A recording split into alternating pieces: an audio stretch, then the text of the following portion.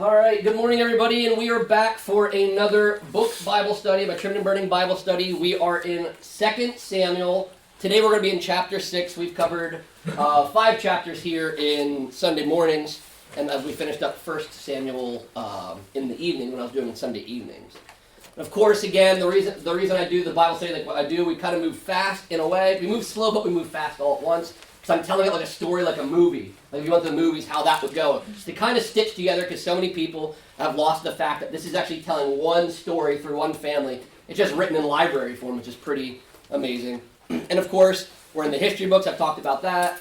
All the other books, when you go to Psalms, Proverbs, and the Prophet, all those things, they all fit within the timeline of the books of Moses in the history books. So that's why it's really important to understand this timeline as well.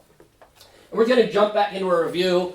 Of course, I'm just going to go to 1 Samuel 31 because the whole scene of everything we're dealing with in these chapters I've been studying has dealt with Saul and Jonathan have died, right? And Saul was the first king of Israel. The Spirit of the Lord had left him a long time ago, but he was still the king, right? And David was promised, but God finally brought Saul's kingdom to an end. Then, of course, David heard about everything that had gone on. He heard that Saul is dead and Jonathan was dead, and he was upset about both, right? He was upset that Saul had died. He gave him a commendable song, as well as Jonathan. Jonathan was his best friend. So you can imagine how heartbroken. Again, I just like to think sometimes about how emotionally wrecking that would be. Somebody who was trying to murder you and your best friend, and he's to be sad about both of them. That'd be really, really hard. But David is showing that God, it's probably God working on his heart. There's no way he could, I'm sure in his own strength, love Saul through all of that. But this is love your enemies, right? Love your enemies. It's easy to love those who love you. It's hard to love your enemies, Jesus says. And you can see it. That's what I love Jesus' teachings, although they're in the New Testament. They're lived out in the Old Testament. God shows that they were there all along. Jesus is bringing them to realization, bringing them to our eyes of how he works and how he operates. And then, of course, this is a big moment. David was anointed king of Judah. This is his second anointing. Remember, he was anointed back with his brothers and Samuel in 1 Samuel. And now he's being publicly anointed just by Judah, just by one tribe. When I say Judah, I don't mean the southern kingdom. We haven't got to that part yet. That will eventually be Judah and Benjamin and the 10 tribes. This is basically 11 on 1. All the other tribes, because you even read that Benjamin sides with Saul. And that's because Saul is a Benjaminite. So he comes from the tribe of Benjamin. So it makes sense they would still maybe side with Saul there. But Judah has finally come to him. David even asked God, remember, David asked God, should I do this? Which is amazing because David already knew that was in the plans, that he was going to be king. But he still wants to know, going through the process, that he's doing it God's way, which is another really eye-opening thing for us to see. Then, of course, Ishbosheth, we find out all of a sudden, wait, Saul had another son. He was 40 years old. His name's Ishbosheth, and he's made king, but he's really made king by Abner. Remember, he's like the propped-up puppet. He's a puppet leader. We see this today in politics. It's like this a lot, and it was back then, where a strong person behind the scenes will prop up somebody to do their bidding. And that's kind of what happened here. Abner had propped up Ishbosheth because otherwise Abner's going to lose his power. He was the general, the commander of Saul's army. Saul's dead now. His kingdom's gone. So he needs to keep that kingdom going. Saul's kingdom is going to do it through Ishbosheth here. Then, of course, there was the battle at Gibeon, because now you got Joab and David and Abner and Ishbosheth in place of Saul, and they go to war, and we learned that they did this first 12-on-12 battle that showed how futile war is, because they all died. They accomplished nothing other than killing 24 people, 12 men from each side, right? And then we learned about Asahel, how he did not follow the way that David followed. David knew he was going to be king, but he was kind of letting it happen. Asahel is kind of the one that wants to go make God's plan happen on his own, which we can all get like that every once in a while. So Asahel chases after Abner. Abner warns him, says, don't do this, she'll come after me. I can't look at your brother Joab if I do this. And Asahel goes, and he gets killed by the butt of the spear, meaning we believe that Abner was in a defensive position, and that's what killed Asahel. So basically, Asahel killed himself with pursuing something that wasn't of God. Ended up killing him. Then, of course, we learned that Abner in chapter 3, Abner actually joined David. There's a lot of, there's really not a lot of loyalty back then. It looks like there's loyalty, but it's really everybody's out for their own interest. Abner's upset because Ishbosheth started to get worried, starts accusing Abner of sleeping with Rizpah, which is a concubine of Saul, which basically meant that Abner was trying to take the throne. That's what he accused him of. And I don't think Abner did it by the way of the reaction. And Abner probably really wouldn't have had to do it because he was running the kingdom the way it was anyway. And it was I'm sure it was fine the way it was going. So Abner gets really upset about these accusations and says, I've been loyal to you and your family. Really, I think deep down Abner was just mad because it was going to ruin he just wants to keep power. And he was a little furious of the accusations. And he did do a lot for Saul's family if you consider it. And he goes to David and he helps them consolidate power, where he talks to the Israelites to consolidate power for David, which is really important. Abner did that, not David. Abner's kind of the go-between and connects Israel to David. And then, of course, Joab heard about that Abner was here and wasn't killed. Remember, David even threw a feast for him. It was a celebration for Abner. And Joab was not happy because, remember, Asahel's his brother. He got killed. So Joab, and it should say Abishai. Abishai was there. I don't know how much he took part in it, but Abishai was there. Joab murders Abner outside of the city, and he is killed then. And, of course, David mourned Abner just like he did King Saul and Jonathan. And then we learned last week that Ishbosheth got assassinated. Again, there's no loyalty by two of his leaders. They killed him and they cut off his head, thinking again, just like Abner, we're going to gain power here, because they knew it was bad, and all of Israel was terrified. Now, they heard Abner is dead because he was their real leader. Their general's gone, and Ishbosheth doesn't know what he's doing. So they were like, we're going to kill this guy, and we're going to try to join David. And that's what they did, but it didn't go well. David shut them down, just like he shut down the Amalekite. He even reflects on that. Like, there's another guy that thought he was going to get a reward too, and this is what I did to him, and you guys killed an innocent man in his bed, so I'm killing you guys. And then we also got a little snapshot of Mephibosheth, which again shows how Mephibosheth got injured on this, in this panic when they heard that Saul was dead. And the reason I believe, and a lot of commentators believe that this part's in there, is just to show again, introduces Mephibosheth, but it also shows that although Mephibosheth was Jonathan's son, because he was crippled and lame, he wasn't really a threat to the throne.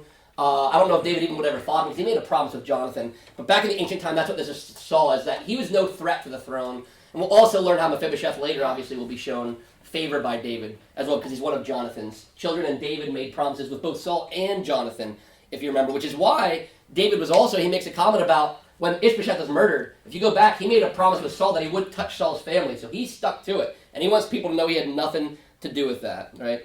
And then David's anointed king for a third time, where he becomes king over all of Israel. Finally, the united kingdom under him now. It had been united under Saul, broke apart into the civil war, and now it's back under David. And with this, David defeats the Jebusites, which the Jebusites were the only ones still kind of not run out. They were still in Jerusalem for 400 plus years, because Joshua never ran them out. It's a really fortified city. But David figured out how, remember, he sent his men through the wells and the waterways, and they got that taken care of. And then King Hiram, he helped David build a house, so David's now become an international king. He's becoming pretty popular. And then the Lord helped David defeat the Philistines. He defeated them once, they came back, and this time he said, David, no, go behind them. And this showed us that you can't just follow a formula. If God says do it this way, you can't just assume every time moving forward it's going to be that way, because it wasn't like that for David. They would have got killed by the Philistines if he would have done it again that way. David shows us the importance of prayer any time we go into an important event, something important in our lives, because the Lord has a different plan. He says, go behind him, wait till you hear the rustling in the trees, the sound of the trees, which is a sign that his spiritual army was going to go in and fight first, which we've seen that pattern in the Bible. That's what happens, and the Lord helps David defeat the Philistines, which brings us to today, and we are in 2 Samuel chapter 6 now, and we're going to continue on now that David has defeated the Jebusites, and he's moved the capital to Jerusalem. We're going to learn a little bit more about that. Let's go ahead and read 2 Samuel 6, and we'll start with verse 1 here. Make sure I have that. All right. David again gathered all the chosen men of Israel, 30,000, and David arose and went with all the people who were with him from Baal Judah to bring up from there the ark of God, which is called by the name of the Lord of hosts, who sits enthroned on the cherubim. And they carried the ark of God on a new cart and brought it out of the house of Abinadab, which was on the hill. And Uzzah and Ahio, the sons of Abinadab, were driving the new cart with the ark of God, and Ahio went before the ark. And David and all the house of Israel were celebrating before the Lord with songs and lyres and harps and tambourines and castanets and cymbals. And when they came to the threshing floor of Nacon, Uzzah put out his hand to the ark of God and took hold of it, for the oxen stumbled. And the anger of the Lord was kindled against Uzzah, and God struck him down there because of his error. And he died there beside the ark of God. And David was angry because the Lord had broken out against Uzzah. And that place is called Perez Uzzah to this day. And David was afraid of the Lord that day, and he said, how can the ark of the Lord come to me? So David was not willing to take the ark of the Lord into the city of David. But David took it aside to the house of Obed-Edom the Gittite. And the ark of the Lord remained in the house of Obed-Edom the Gittite 3 months. And the Lord blessed Obed-Edom and all his household.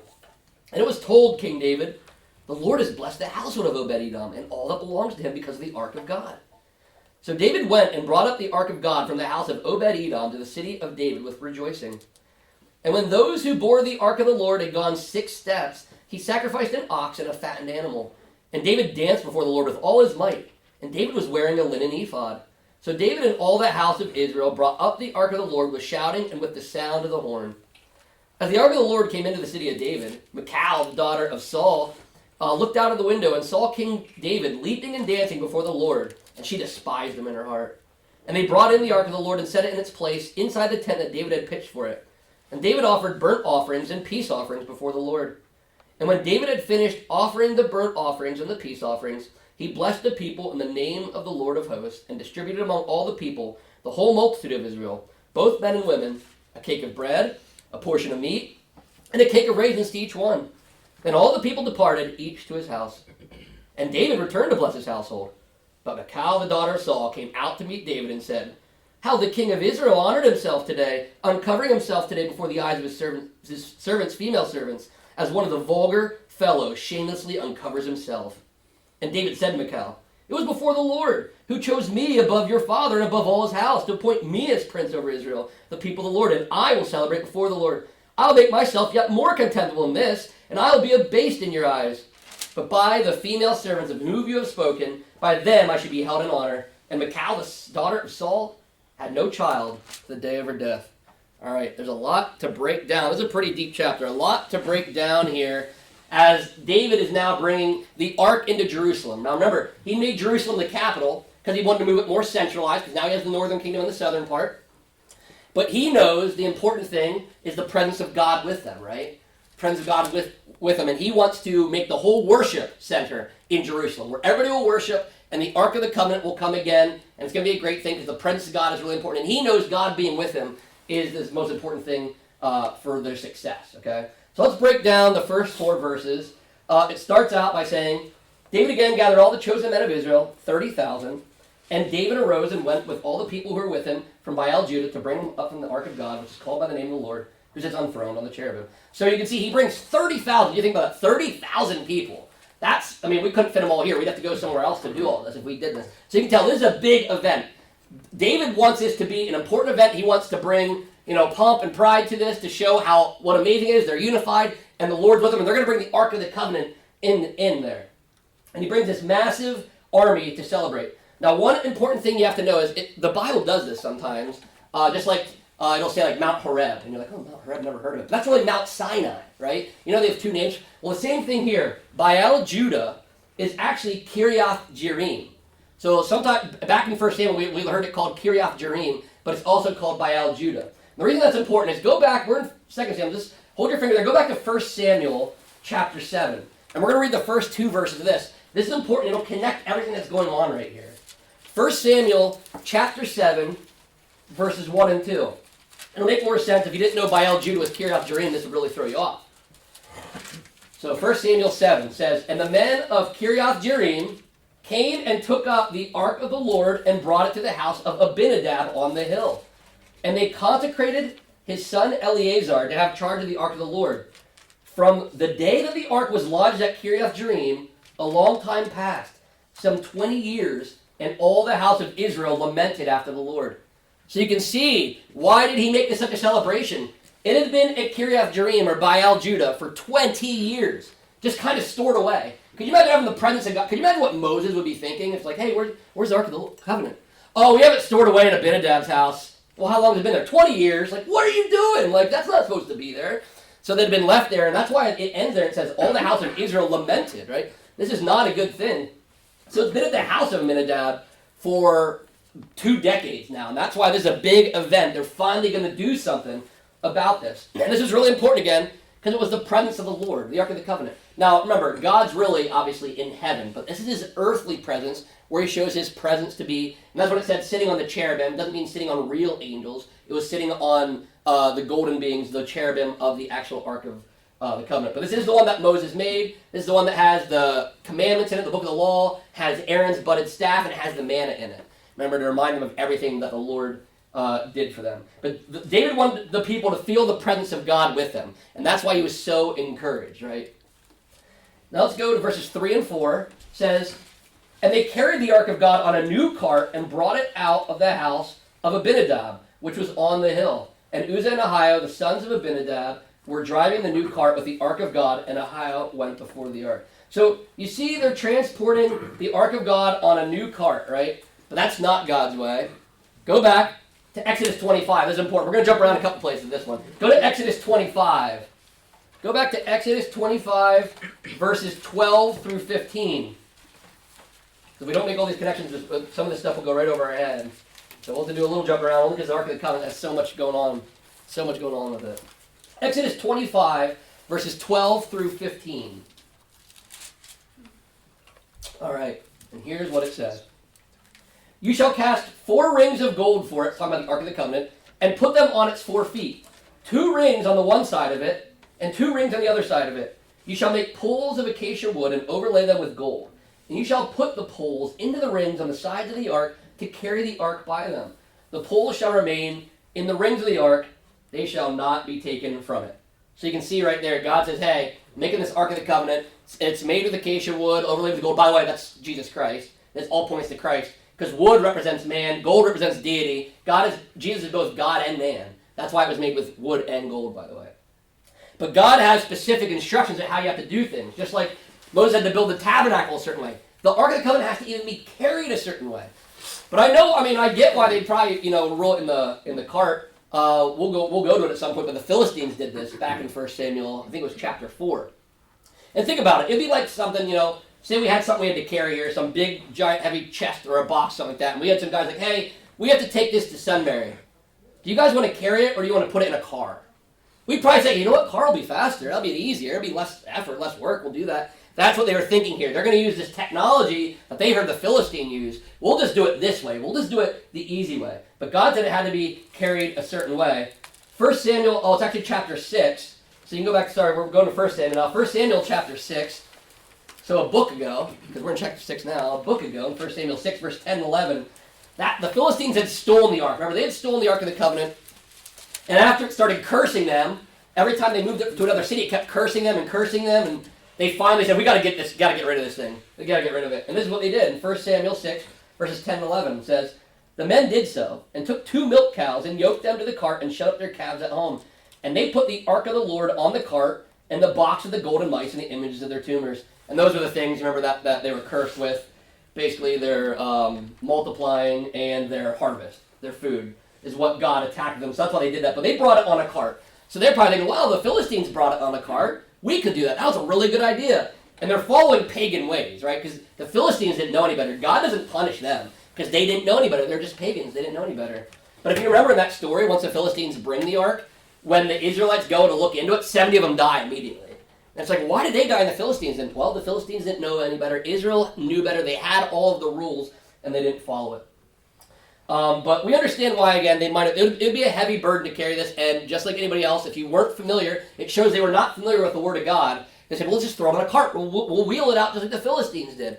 They were not familiar with the Word of God. You'll see that David wasn't really either as we continue to go. Let's go to verses 5 through 15 now. Now it gets pretty interesting. Verse 5 says, and David and all the house of Israel were celebrating before the Lord with songs and lyres and harps and tambourines and castanets and cymbals. So basically, again, a big marching band, big marching parade. You got a band going, you got the music going, you got an army marching. It sounds like this awesome to do, right? It's designed to be a big, giant celebration for Israel. But what's crazy is we just read, and we're going to get to what happens here, we just read that they're not following God's rules. They're putting it on a cart, but they're celebrating, which shows that they're oblivious to their sin. And that can happen with Christians all the time. You can go around celebrating what you're doing for God, celebrating for the Lord, and the whole time you're sinning against Him. And you have no idea. And you see it happen all throughout the world. So even the Israelites here, they're having a blast. They're having a great time. David's thrilled, and it's about to get ugly when you go to verse 6 and 7. And when they came to the threshing floor of Nacon, Uzzah put out his hand to the ark of God and took hold of it, for the oxen stumbled. And the anger of the Lord was kindled against Uzzah. And God struck him down there because of his error, and he died there beside the ark of God. Now, why would God kill Uzzah for trying to protect it from its falling? Okay, they're rolling it on the cart. That was a sin, right? But now it slides, and I can visualize it. They're walking, and all of a sudden, it's like, woo, like the animal moves, and it starts to shift. And Uzzah's in the back. Remember, Ahio's in the front. He says he's leading. And Uzzah's like, oh, you got to catch him before he hits the ground, right? But remember that God said, I'll read it for you so you don't have to flip all the way back, but Numbers 4, I'll read Numbers 4, verse 15, says, and when Aaron and his sons have finished covering the sanctuary and all the furnishings of the sanctuary as the camp sets out, after that the sons of Kohath shall come to carry these, but they must not touch the holy things, lest they die. These are the things in the tent of meeting that the sons of Kohath are to carry. So what happened is, they're not familiar with Numbers 4. They're not familiar with this. And Uzzah, God bless him, I mean, he probably tried to do the right thing. Like, honestly, this goes to show us, when we Christians can sometimes think they're doing the right thing again, because we'll think we're going to do what's best. And you see this today in the culture all the time. All you have to do is go online and say something about the Bible, and some quote-unquote Christian comes out to tell you why you're hateful and why God would really do it this way. And and you know what they're doing? They're saying how they think God would do it. Why they think God's loving. And I'm going to think, I don't even need to read the Bible, Eric, because I know how God is loving. This is how he would do it, right? That's what Uzzah's doing here. Here, God would never want this to fall. This is the Ark of the Covenant. I'll stop it. It's like, oh no, God said don't touch that thing. So sometimes when we're trying to do good for God, we can be sinning against him, and again, completely oblivious. That's why it's important to read his word so you know what God says is right versus what you think is right. Because all of us, I'm sure you're with me, when you first read this story, you're like, what is the deal with God here? Was he having a bad day or something? Because Uzzah's trying to be respectful. He's trying out here to... Why is God doing this, right? So I get it. Uzzah's trying to show reverence for God. He's just doing it in his own way. And it shows you cannot be your own God. Uzzah created his own God. He didn't know that. He created his own God in his mind, that his God would have him catch an ark if it fell. But the real God, Yahweh, would not have that happen. And that's why Uzzah dies. But look at verses 8 and 9. And David was angry because the Lord had broken out against Uzzah. And that place is called Perez Uzzah, which means the Lord broke out against Uzzah, to this day. And David was afraid of the Lord that day. And he said, how can the ark of the Lord come to me? So I love this. David is angry and afraid all at once. Imagine his emotions. He's angry, he's afraid, he's confused. It's like, because I imagine he went to Abinadab's house, like, hey, we're going to get this out. And Abinadab, yeah, here, my 2 sons will carry it out. Hey, Ahio, hey, Uzzah, carry it out for David. So David feels partly responsible for this, I'm sure. And he's like, God, what are you doing? We're trying to do a good thing. He's angry, but then then he also kind of catches himself. Now he's also terrified, like, God, like, how am I not supposed to take this thing? How am I ever going to get this thing to me if we can't touch it? Like, what is going on here? And it shows again that David doesn't even know the word of the Lord very well because he's angry.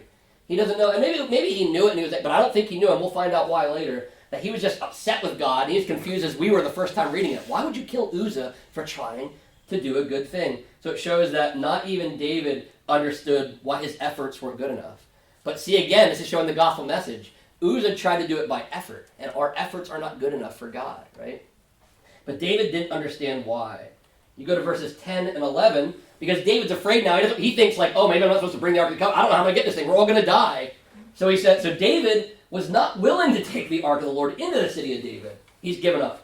But David took it aside to the house of Obed. I love this, by the way. Hey, Obed-Edom, I'm afraid. Here, you just take it. Let's put it in your house for now. It's like, what are you doing? What are you doing to him? Uzzah just died. What? Like, I don't really want to take this, but Obed, you should probably take this. And he takes it, and he keeps it for 3 months. But I love what it says. And the Lord blessed Obed-Edom and all his household. I wonder, how many of you think that David was sitting there, like, every once in a while thinking, like, is he dead yet? Did anybody in his house die yet? So it's almost like a buffer zone. Like, no, it's really good. Okay, let's go get it now. Let's go get it then. So, like, he waited 3 months. Like, I feel bad for Obed-Edom. Actually, I don't feel bad for Obed-Edom. He got blessed really well. And actually, it's not in the Bible, but the ancient Jews, like, they talk about how before this, Obed-Edom would have been so poor, had nothing, and in those 3 months, he built up this entire wealth out of, quote-unquote, nowhere. So that's what the ancient Jewish people believed, is that he was poor, and then before this got super just blessed by the Lord. And what's interesting is Obed-Edom, he's from, you didn't know this, but he's from the tribe of Kohath. So that Numbers chapter 4, the one supposed to carry him, he's the one. He's one of the people that could do that, his family. It also shows that when God's word is obeyed, there is blessing. It's only when you go against God's word is there a curse. And Moses told them that back in the end of Deuteronomy, if you remember. Because now they're handling with carrots in a place with the Kohath, and God is blessing them. He's showing them it's not about the Ark of the Covenant being the wrong thing. It was the way you guys did it, David. And we see this again all over in our society. people arguing about it. It's like, oh no, God's word is not the problem. It's the way you guys are approaching it. It's the way you guys are handling it, doing it in your own way, that God's word doesn't say anything about that, right? So God is making a really great illustration here with Obed-Edom. Verse 12, and it was told King David, the Lord has blessed the house of Obed-Edom and all that belongs to him because of the ark of God. So David went and brought up the ark of God from the house of Obed-Edom to the city of David with rejoicing. And when those who bore the ark of the Lord had gone 6 steps, he sacrificed an ox and a fattened animal. So David is now realizing, like I said, that the ark can be a blessing. And it seems like not only that, but during these 3 months, David did some Bible studying and said, there's a problem with me. There's a problem going on in my kingdom here. I got to get back to God's word. And by the way, that's always the best thing. If things are going wrong in your life and you got to reset, just go back to the Bible. And God will show you where it all went wrong, right? That's what happens. Go to 1 Chronicles 15. Maybe this might be the last time I make you turn somewhere. I don't know. We'll see. 1 Chronicles 15, verses 13 and 14. Now, what's cool is 1 Chronicles 15. Remember, Chronicles is sometimes, it's just a better retelling. When I say better, it's like David's put in a better light. Chronicles will retell the story of a lot of things that David did, but put them in a more positive light to put that to have them match that Christ-likeness. You don't really hear about Bathsheba in Chronicles. But 1 Chronicles 15, verses 13 and 14. David is the same story, and he's talking to them. Look what he says. Because you did not carry it for the first time, the Lord our God broke out against us, because we did not seek him according to the roll. So the priests and the Levites consecrated themselves to bring up the ark of the Lord, the God of Israel. So you have David in the First Chronicles. If you only stopped here and read 2 Samuel, never read Chronicles, you wouldn't know that David somehow, between whether it was the priests, whether it was whoever it was, whether he did his own Bible study or somebody pulled him aside and said, hey, I know why. Did you read the book of the law, what it says? So he now all of a sudden knows, because did he know when it first happened? I don't think so. He was angry and afraid, and if he really knew why, he wouldn't have thrown it in Obed-Edom's house for 3 months, right? He would have said, oh, never mind, guys, I forgot. Get 2 poles, get some Kohathites, we'll do this right. So you can see between the time that Uzzah dies and now that David has actually gone and done a Bible study, or somebody has educated him on the ways of God. I think that's pretty interesting.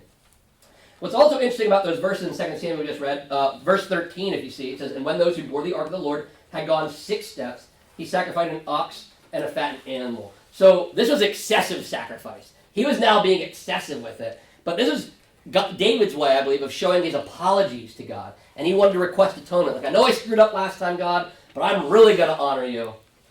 6 steps. People ask, why 6 steps? Well, it could be because there's a lot of symbolism with, like, for example, man is created on day 6, and he fell away, and sin is usually represented in the Bible as sin, right? So it could be a way of he's showing sin. 6 also, David could also be honoring God to an extreme. He might have read the word of the Lord and said, you know what? He also has this Sabbath pattern. We're going to do 6 steps, and then we're going to take a step of rest. And then we're going to do 6 steps, we're going to go all the way through with God's plan. He does everything by 6s and 1s. We're going to do this. We're going to slow down and Sabbath on our walk there. So you can see David now has a different attitude. He went from just having any old guys grab the ark, grab it, just throw it in a cart, wheel it out, to now we're carrying it the right way. We're doing it this way. We're going to take 6 steps. Then I'm going to kill some more things. You can see that he's taking a different approach.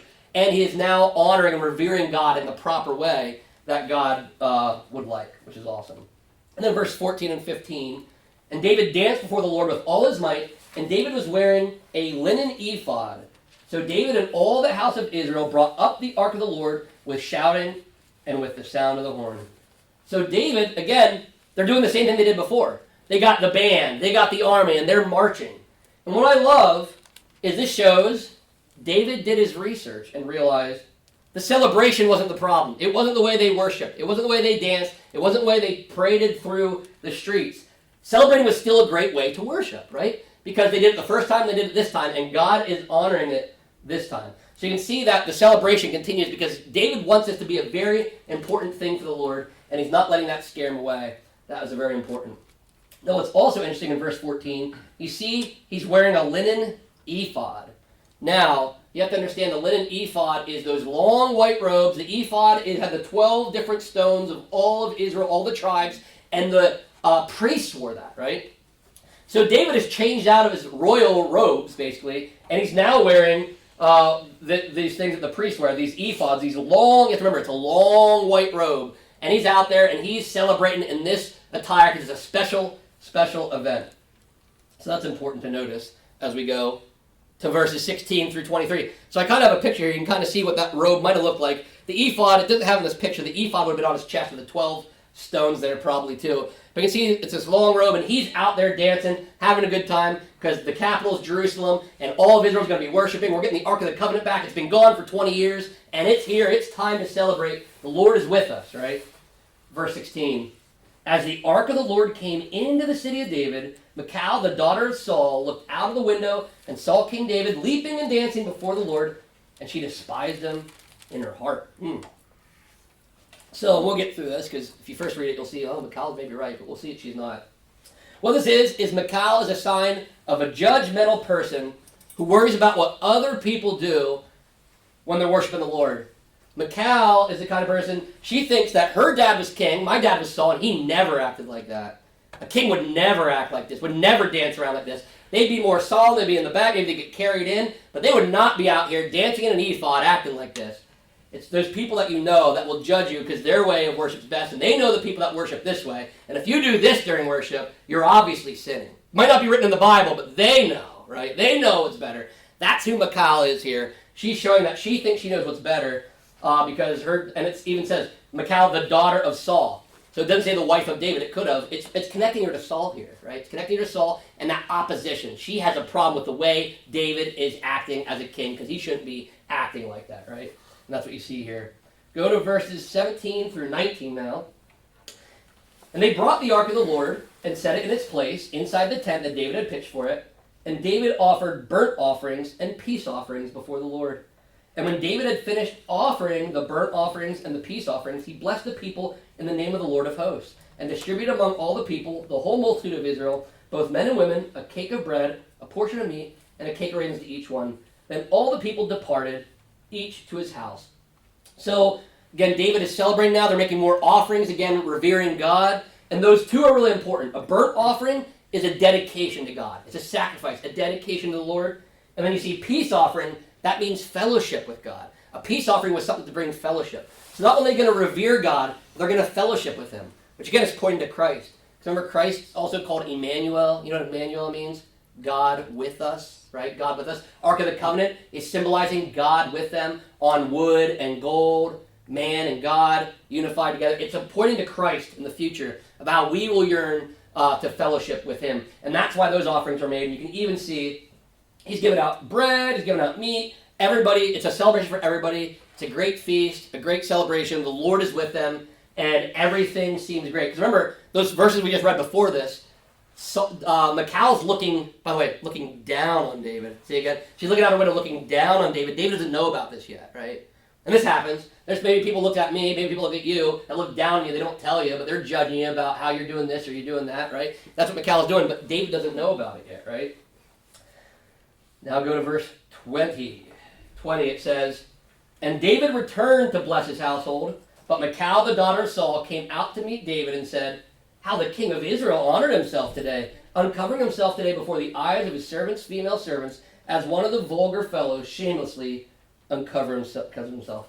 So basically we have, now it's going to turn into a marriage argument. They're going to have a little argument here about what's going on here. And Michal is not happy. And she accuses him, which if you don't read and know what the linen ephod is, she accuses him of almost like flashing people and almost getting naked in front of people and being immodest and vulgar.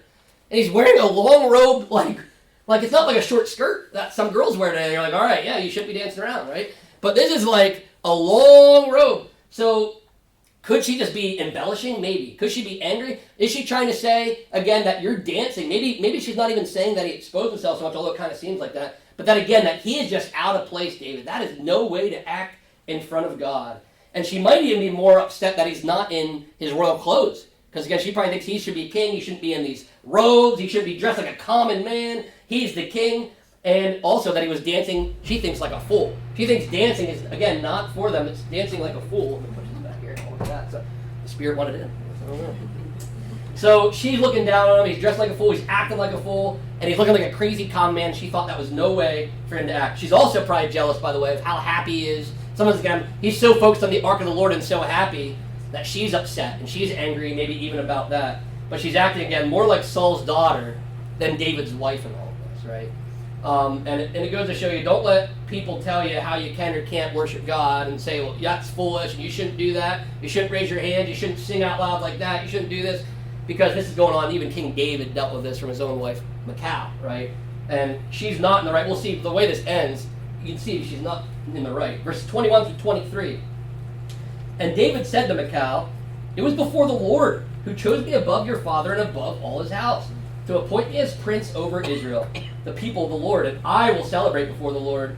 I will make myself yet more contemptible in this, and I will be abased in your eyes. By the female servants of whom you have spoken, by them I shall be held in honor." And Michal, the daughter of Saul, had no child to the day of her death. So, what's great here is David, I love what David says here, again, teaches things. If you're doing things for God, and you're doing things sincerely, David wasn't doing things to have the women look at him. And Michal's probably jealous too. He didn't do it so the ladies would look at him. He didn't do it to look like, whatever. He didn't do it because he was out of his mind. He did it for the Lord. And in David's mind and his heart, he was thinking about God, and it was all pleasing to God. And he was so excited, he couldn't control himself. And he didn't care who saw, what he did, how he behaved, because it was all for God. And I believe David. Because David doesn't say that David was struck dead, or David was made mute, or David was whatever, broke his leg. It doesn't say anything about that. Actually, the retribution comes on Michal. So it seems to show in this book that Michal was in the wrong, the way she's judging David and telling him how he should behave when he's honoring the Lord, right? Now, as long as you're not, there are people that get carried away and maybe do things that aren't biblical, right? But it's not unbiblical to dance for the Lord and be excited and shout and cheer, because David does that. That's why I always laugh when people say, like, there's churches that will not allow you to dance. I'm serious. Will not allow you to dance in the churches, and like David would be booted out of churches like that. So it just shows you again, don't let somebody judge you on how you worship the Lord, how you want to, if you're honoring the Lord and you're doing it since your heart, who cares what people say? That's basically, I love it. David's basically saying that. I also love this, too, this point, that David, imagine this, he's having the greatest day of his life since he's been king probably. Nobody's trying to kill him anymore. The whole place is united. The presence of God is coming in after 20 years. He's out here celebrating. He's handing out food. Everything's going great, and he gets home, and his wife comes out. "You should have been here a long time ago." You know what I mean? Like, ugh. And I know people that have to deal with that kind of stuff. But what he's showing is, what I love about David, he didn't let it ruin his day. He didn't just let it, all of a sudden, because that can ruin your day. You know that. We've all had some really great day, and then somebody tries to ruin it, and usually does, right? David has such a mentality. I'm not going to let you tell me, Michal, what you're upset about. I don't really care what you say. I did it for God. I'm not letting you ruin my day of the Lord. I'm worshiping. Don't let somebody, when you go to church and you're having a great day here worshiping, and you get a great sermon up here, don't let it go home and let somebody ruin your day, right? Don't let them take away what God gave you. Don't let them take away the joy that God gave you. And I love that about David. He doesn't let her do that. He talks to her and says, "Hey, it was God who chose me." Oh, and it's a little fighting words. Over your dad. Like, oh. You can see it got a little heated. It was a heated argument for a little bit, probably. But David didn't let it ruin his day. And this event seems to be a pivotal point in Michal's life. Because it says, "And Michal, the daughter of Saul, had no child to the day of her death." And remember, being barren back then, just like, doesn't mean that it really does, but this is how it was looked at. Just like Mephibosheth being crippled looked as weakness back then, that's how they symbolized it. Being barren was thought to be a curse. Remember, you see this all throughout the Bible, right? The Sarah, the Rachel, all these things of barren women. And it's thought to be a curse. Well, this is basically the Bible's way of saying Michal was cursed for that. That's why we know that Michal is in the wrong. Otherwise, like I said, if Michal would have been blessed and David would have had some tragic thing, I would have believed that David exposed himself and did some ungodly things. But the fact that Michal is cursed and David's not shows me that Michal is being a judgmental Christian and saying how he should worship and how he should do this, right? We don't know why she barren. Did God curse her? Could have been, right? Or did it mean that David was so upset and they never had any relations ever again? That was it for her. And hate to say it, but David's probably like, I have so many other women, right? That's not a good thing. But honestly, he's probably like, Michal, I don't need this. I'm going to go to my other 8 wives. Well, David, watch out, because that's not good either, right? Like, remember, David's not always good. But in this situation he was, because he was worshiping the Lord out of the purity of his heart with dancing and joy. And the Lord seemed to think it was fit because he didn't strike David dead. And there's even a curse on Michal here. And that's how chapter 6 ends. Does anybody have any questions or comments based on 2 Samuel chapter 6 there? Yeah, Paul. Uzzah, is that similar to Adab and Abihu with the strange fire? Yes! And also, does that have Great. any, is it wrong for me to then question their salvation after that? Ooh, that's a really good question. So, Nadab and Abihu, in Numbers, I believe, chapter 10, remember, they had strange fire, it says, right? Profane fire. Or they, same kind of thing, they were lackadaisical, right? Lackadaisical and didn't honor God, and they were killed. Exactly right. Paul drew that connection there. Uzzah's dying for the same reason Nadab and Abihu died. He's the third one to die by not dealing with God's holy things that way. Now, Paul's asking a great question. Is it wrong of me to believe they weren't saved? Now, we don't know. Because you don't know, because people can screw up. People can do some foolish things. There's Christians that I know can do some stupid things and could end up getting themselves killed for things, right? We don't know. However, a lot of times in the Bible, it seems to point that way. We won't ever know for sure. But when people are being more lackadaisical and they're getting killed by God, you see Korah getting swallowed into these things. Usually, because people say, was Korah saved? He was rebelling against Moses, but couldn't he still be saved? Maybe, technically, but usually I think in the Old Testament it's showing that these people were opposed to God. They didn't really take God seriously. They're the kinds of people, I would say, Uzzah, although he's trying to do a good thing here, Nadab and Abihu especially, back in the former story, where they're just like lackadaisical. It shows me about the people who are at home right now, who aren't going to go to church on Sunday, and they're like, I believe in Jesus, I have faith, I'm already in heaven. And they don't really care, and they do a lot of foolish things. It's hard for me to tell who's saved and who's not. God will ultimately decide in the end. But I would say there's a chance they aren't, if they're acting like that. But who knows? They could still be saved. Maybe they had Uzzah, I don't know. I think he had honor for God. He just killed him that way. And God had, maybe he had mercy on him. We'll never know till we get to heaven. I think it's an appropriate question to ask, though, because that's a pretty severe thing to be killed. And there's multiple people. I always think about one of the craziest ones that is hard for us to remember is, or to think about, is remember the guy who, like when Moses gets all the laws, and they're not supposed to do these things, so God starts making examples out of people. Remember the guy who just picked up sticks on the Sabbath? Oh, man. He's like, I'm just going to gather some sticks, and he's dead. It's like, wow. God's really serious about that stuff. So probably it depends on their heart. I think the guy picking up sticks maybe didn't really mean it. He just didn't know any better, and it's showing the severity of God. But it also does go to show that make sure you're not being too lackadaisical with God. And sometimes as Protestants, this is what the Catholics sometimes have us on this. Catholics really honor God with their stuff. The rosaries, I don't think you have to do it, but everything's stained glass. Everything's holy. They treat things reverent. Where sometimes we can just be like, we're saved. It doesn't matter how we do things, and whatever. So this is kind of showing us there are some things you've got to take God seriously, right? Communion and all that stuff. We're going to do communion later. That's not just for fun and whatever. It's not a little party or whatever. That's supposed to be a serious thing to celebrate what God did. We're supposed to revere that process. We don't go all willy-nilly into things, right? So I think it goes to show that God should be revered. I do give the Catholics, although we disagree on a lot of things, I do respect how respectful they are of God, right? They're very respectful, and that's probably because they think they have to earn their way, which we don't. But we should still, because we don't have to earn our way, we should still want to honor God and do the things He wants us to do in the honoring and respectful way. So that's a great question, Paul. Anybody else have any questions or comments they'd like to add? All right, well, thanks everybody for being here. That said, next week we'll be in 2 Samuel chapter 7, Lord willing. So keep reading your Bibles, and I'll see you next time.